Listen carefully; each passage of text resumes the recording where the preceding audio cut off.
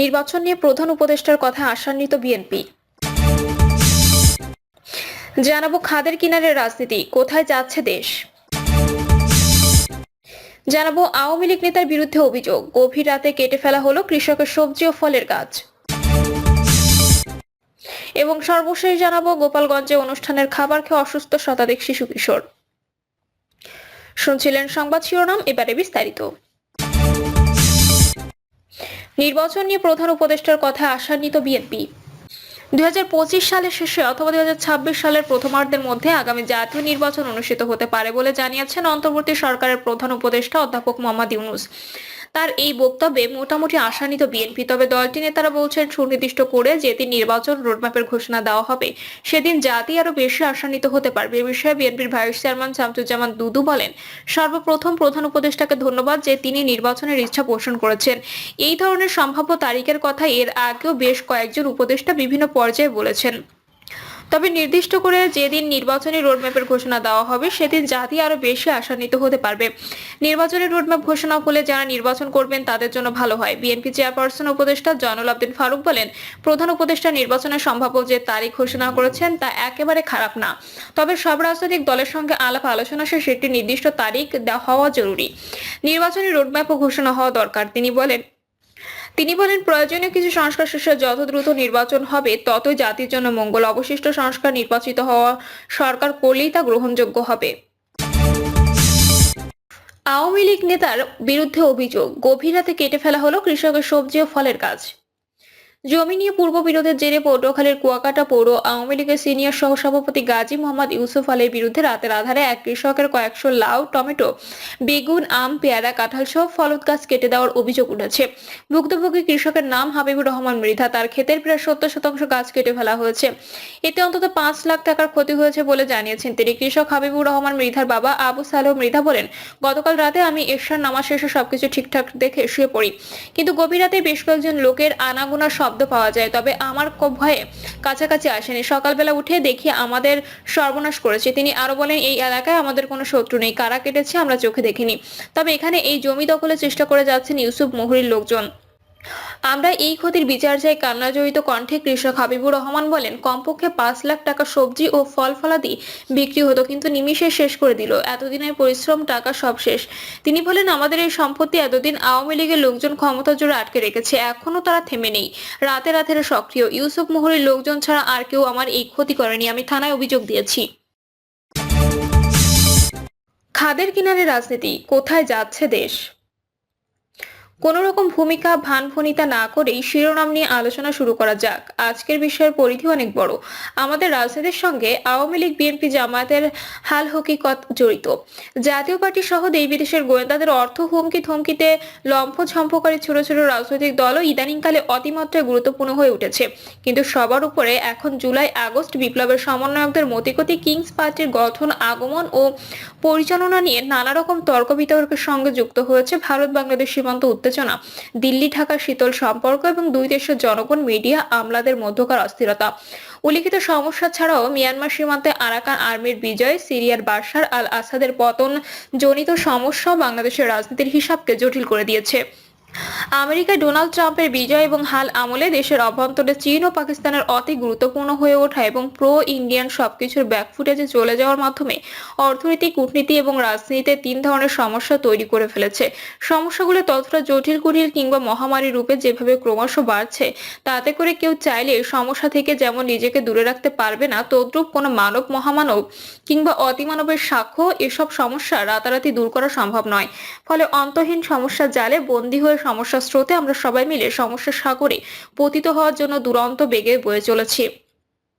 আর্থিক খাতের গত 3 মাসের টাটকা খবর হলো, কয়েক হাজার অ্যাকাউন্ট বন্ধ হয়েছে অথবা শূন্য হয়ে গিয়েছে। এসব অ্যাকাউন্ট আওয়ামী লীগের কারণ নয়। এসব অ্যাকাউন্টে কোটি কোটি টাকা লেনদেন হতো অথবা কোটি টাকার বেশি স্থিতি থাকতো। দেশের অর্থনৈতিক মন্দার কারণে কয়েক হাজার কোটিপতি লোকচক্ষুর অন্তরালে দেউলিয়া হয়ে পড়েছে। মন্দ ঋণ বা খেলাপি ঋণ নিয়ে হররোজ দুঃসংবাদ আসছে। প্রায় সব ব্যাংক নতুন ঋণ বন্ধ করে দিয়েছে। এমনকি বিভিন্ন আইনশৃঙ্খলা বাহিনী এবং সশস্ত্র বাহিনীর ব্যাংকগুলো থেকে এসব ব্যক্তিগত ঋণ প্রদান হতো, তাও গত কয়েক মাসে উল্লেখযোগ্য হারে কমেছে। অর্থনীতির উল্লিখিত বেহাল মানুষের মন মানসিকতা এবং চিন্তার জগতে নির্ধারণ অস্থিরতা তৈরি করেছে। ফলে কাউকে সম্মান করা, কারো অনুগত থাকা, কারো প্রতি আস্থা রাখার মতো অতি জরুরি সামাজিক গুণাবলীগুলো নষ্ট হয়ে গিয়েছে। অনাস্থা, সন্দেহ, অবিশ্বাস যেভাবে বেড়েছে, তাতে করে ব্যক্তিগত, পারিবারিক ও সামাজিক এবং রাজনৈতিক সম্পর্কগুলো ভেঙে যাচ্ছে। এসব কারণে আওয়ামী লীগবিহীন রাজনীতিতে জামায়াত বিএনপির সম্পর্ক আর আগের মতো নেই। আওয়ামী লীগের অনেক দোসরকে অনেকে তুলে নিতে গিয়ে নিজের বহুদিনের বিশ্বস্ত ও আস্থাভাজন লোকজনকে কোরবানি দিয়েছে। রাজনৈতিক দলগুলো দলের বাইরে যেমন সন্দেহ, অবিশ্বাস, অনাস্থার কারণে দৌড়ঝাঁপ করছে, তদ্রুপ পরিবর্তিত পরিস্থিতিতে নিজেদের মধ্যে নতুন দ্বন্দ্ব ফ্যাসাদ আরম্ভ করে দিয়েছে। উদাহরণস্বরূপ আমি আওয়ামী লীগ, বিএনপি এবং জামায়াতের অভ্যন্তরীণ অথচ প্রকাশ্যে কিছু দ্বন্দ্ব ফ্যাসাদের কথা বলবো, যা পরিবর্তিত পরিস্থিতির কারণে হয়েছে এবং এসব সমস্যা দলগুলো সর্বনাশ ঘটাচ্ছে, যা কিনা রাজনীতিকে খাদের কিনারে নিয়ে যাচ্ছে। শুরুতেই আওয়ামী লীগের কথা বলি। 2024 সালে পট পরিবর্তনের পর দলের সভাপতির সব ক্রোধ গিয়ে পড়েছে তার পোষ্য আমলা কামলার প্রতি। তিনি মনে করছেন, যেভাবে তিনি দলবাজ আমলা কামলা তৈরি করেছিলেন এবং ওসব দলবাজের বিত্তবিলাস ভোজন বিনোদনের জন্য অকাতরে রাষ্ট্রীয় কোষাগার উজাড় করে দিয়েছিলেন, শেষ পর্যন্ত তার সঙ্গে বেইমানি করেছে। দ্বিতীয়ত, আমলাদের উপর নির্ভর করার জন্য তিনি নিজ হাতে তার দলের সব রাজনৈতিক নেতৃত্বকে অবদমিত, নির্বিষ, অথর্ব, অযোগ্য ও অকার্যকর করে ফেলেছিলেন। ফলে তার চলমান বিপদে সাহায্য করার মতো দেশ বিদেশে একজন নেতাকে খুঁজে পাচ্ছেন না। উদ্ভূত পরিস্থিতিতে তিনি অজপাড়া গায়ে প্রখ্যাত ছাত্রলীগ কর্মী কিংবা লন্ডন, আমেরিকায় বসবাসরত আওয়ামী লীগের নেতাকর্মীদের সঙ্গে ফোনে কথা বলে সান্ত্বনা লাভের চেষ্টা করে চলেছেন। শেখ হাসিনার মতো প্রায় একইভাবে বেগম খালেদা জিয়াও 2006 সালে ক্ষমতা থেকে সরে যাওয়ার পর নজিরবিহীনভাবে দলের তৃণমূলের নেতাকর্মীদের সঙ্গে ফোনে কথা বলেছিলেন। পরে লন্ডনে বসে ভারপ্রাপ্ত চেয়ারম্যান তারেক রহমানও দলের তৃণমূলের সঙ্গে দিনের পর দিন ফোন, স্কাইপি, হোয়াটসঅ্যাপ প্রযুক্তির সাহায্যে নিয়মিত যোগাযোগ রক্ষা করে চলেছেন। এসব নিয়ে পক্ষে বিপক্ষে অনেক কথা বলা যাবে, কিন্তু আজকের আলোচনার ওদিকে না গিয়ে ঘটমান বর্তমান এবং বিএনপির অভ্যন্তরীণ সমস্যা নিয়ে কিছু বলি। বিএনপিতে বেগম জিয়ার প্রতি অনুগত ও বিশ্বস্ত প্রবীণ নেতারা নিজেদের গুটিয়ে রেখেছিলেন। পরিবর্তিত পরিস্থিতিতে তারা বেশ সক্রিয় হয়েছেন, যা কিনা অনেকের মনোবেদনা ও চোখের বেদনার কারণ হয়েছে। ভারপ্রাপ্ত চেয়ারম্যানের রাজনৈতিক অঙ্গনে কোনো বন্ধু বা কাছের মানুষ আছে বলে আমরা জানি না। বেশিরভাগ কেন্দ্রীয় নেতা পদপদবি রক্ষার জন্য অনেক বিষয়ে চুপ থাকেন কিংবা অনেক বিষয়ে কথা বলতে বাধ্য হন। তারা নিজের বুদ্ধি বিবেক খাটিয়ে চমকপ্রদ কোনো কৌশল সেই 2006 থেকে আজ অব্দি আবিষ্কার করেছেন, তা তেমন দৃশ্যমান নয়। তেমনি দলের জন্য অকাতরে পকেটে হাত দিয়ে খরচ করেছেন এমন মহান ব্যক্তির নাম না জানলেও কমিটি বিক্রির বদনাম দলটির বহু নেতার বিরুদ্ধে রয়েছে। ফলে পরিবর্তিত পরিস্থিতি সামাল দেওয়ার মতো কাউকে এগিয়ে আসতে দেখা যাচ্ছে না। উল্টো ক্ষমতায় গেলে কে কি হবেন এসব নিয়ে অলিগলিতে মুখরোচক কথাবার্তা শোনা যাচ্ছে। বিএনপির সম্মেলন, মহাসচিবের পদ, তারেক রহমানের দেশে ফেরা এবং বেগম জিয়ার বিদেশ গমন নিয়ে দলের মধ্যে হররোজ নানামুখী কথাবার্তা হয়। দলবাজ আমলাদের বাড়াবাড়ি, সিবিএ নেতাদের দখলবাজি, পরিবহন সেক্টর, ঠিকাদারি ব্যবসা, আধিপত্য সহ আওয়ামী লীগ নেতাদের আশ্রয় প্রশ্রয় দেওয়া অথবা আওয়ামী লীগের লোকজনের সহায় সম্পত্তি, ব্যবসাপাতি এবং চাঁদাবাজি, দখলবাজি ও অবৈধ আয়ের উৎসগুলো কে বা কারা দখল করলো, কারা পেল না, এসব নিয়ে দীর্ঘদিনের মজলুম দলের মজলুম নেতাকর্মীরা যা করছে তা রাজনীতির জন্য অশনি সংকেত। উল্লিখিত কারণে বিএনপি শীর্ষ নেতাদের মধ্যে আগের মতো ভাব নেই, আবার প্রকাশ্য বিরোধও নেই, যা কিনা একটি দলের জন্য মারাত্মক ক্ষতির কারণ। সবাই কেবল আজকের দিন নিয়ে ভাবছে এসব এবং নগদ নারায়ণের হিসাব করছে, সাধ্যমতো প্রক্সি দিচ্ছে এবং পদপদবি চলে যায় এমন কথা ও কাজ থেকে কৌশলে নিজেদের বিরত রেখে আয় রোজগারে মনোযোগী হয়ে পড়ছে। ফলে রাজনৈতিক দলের চিরাচরিত কোলাহলের পরিবর্তে সর্বত্র কেমন যেন খা খা পরিবেশ বিরাজ করছে বিএনপির অফিসগুলোতে। আওয়ামী লীগ, বিএনপির মতো জামায়াতও বর্তমান সময়ে কঠিন বাস্তবতার মুখোমুখি হয়েছে। জামায়াত গতানুগতিক রাজনীতি করে না, ফলে তাদের বিরোধ বিপত্তি প্রকাশ্যে আসে না, কিন্তু তারপরও জামায়াতের অভ্যন্তরীণ সমস্যা জাতীয় রাজনীতিতে গুরুত্বপূর্ণ ভূমিকা রাখে বিধায় ওই দলটি নিয়েও খোলামেলা আলোচনা করা উচিত। আপনি যদি জামায়াতের বর্তমান আমিরের কথাবার্তা এবং তৎপরতা লক্ষ্য করেন, তবে আপনার মনে হবে জামায়াতে ইতিহাসের সেরা সময় পার করছে। কিন্তু জামায়াতের অভ্যন্তরে এমন কিছু হচ্ছে যা কোনো অংশে আওয়ামী লীগ, বিএনপির তুলনায় কম নয়। অধ্যাপক গোলাম আজমের জামানায় অর্থাৎ যুদ্ধাপরাধের বিচার শুরু হওয়ার আগে জামায়াতের ব্যবসা বাণিজ্য, ব্যাংক, বিমা অর্থাৎ অর্থ ব্যবস্থা নিয়ে স্পষ্টতই দুটো গ্রুপ ছিল। একদিকে প্রয়াত মীর কাসেম, অন্যদিকে আবু জাহের। রাজনীতিতে সবচেয়ে প্রগতিশীল ছিলেন কামরুজ্জামান, আলী আহসান মুজাহিদ, কাদের মোল্লা প্রমুখের সাংগঠনিক ক্ষমতা এবং দলের উপর প্রভাব ছিল অপরিসীম। আল্লামা দেলোয়ার হোসেন সাঈদীর জনপ্রিয়তা, এটিএম আজহারের দক্ষতা, প্রয়াত মকবুল আহমেদের প্রজ্ঞার চমক 2012 সালে থমকে যায়।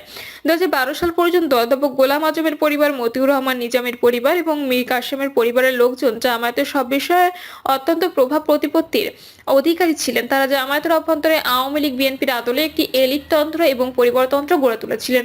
2014 সাল থেকে দলীয় এলিটতন্ত্র এবং অর্থনৈতিক এলিটতন্ত্র ঝুঁকির মধ্যে পড়ে এবং 2019 সালের পর তারা পর্দার আড়ালে চলে যেতে বাধ্য হন।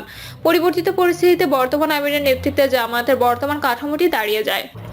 কিন্তু শেখ হাসিনার পতনের পর জামায়াতের সেই অভিজাততন্ত্র আবার ফিরে এসেছে এবং দলটির অভ্যন্তরে বর্তমান নেতৃত্বের উপর কি চাল সৃষ্টি হয়েছে তা কেবল জামাত ঘনিষ্ঠরাই বলতে পারবেন। আমরা আজকের আলোচনা শেষ পর্যায়ে চলে এসেছি। উপসংহারে শুধু এই কথাই বলতে চাই, বাংলাদেশের সার্বিক রাজনীতি ইতিহাসের সবচেয়ে জটিল কুটিল ভয়ঙ্কর সময় পার করছে। বর্তমানে যা কিছু হচ্ছে তার কোনোটি আপনি রাজনৈতিক ব্যাকরণের মধ্যে ফেলতে পারবেন না। কোনো রাজনৈতিক সূত্র মন্ত্র ঝাড়ফুঁক এমন কাজে করছে না। অনিশ্চয়তার ঘোর অমানিসা, অরাজকতার কুয়াশা এবং বিশৃঙ্খলার উত্তপ্ত পরিস্থিতি মানুষের চিন্তা, অনুভূতি, ভাবাবেগকে নষ্ট করে দিয়েছে। ফলে গভীর অন্ধকারের মধ্যে পড়ে কারো মধ্যে যদি বিষধর সাপের আতঙ্ক দেখা দেয় এবং সেই অবস্থায় প্রিয়তমার হাত যদি শরীরে স্পর্শ করে, তবে মানুষ যেভাবে আর্তচিৎকার শুরু করে দেয়, ঠিক সেই অবস্থার দিকে আমরা ধেয়ে চলেছি। প্রিয় দর্শক, এই ছিল এখনকার সর্বশেষ সংবাদ। আপডেট সব সংবাদ পেতে চ্যানেলটি সাবস্ক্রাইব করে বেল আইকনটি ক্লিক করে রাখুন।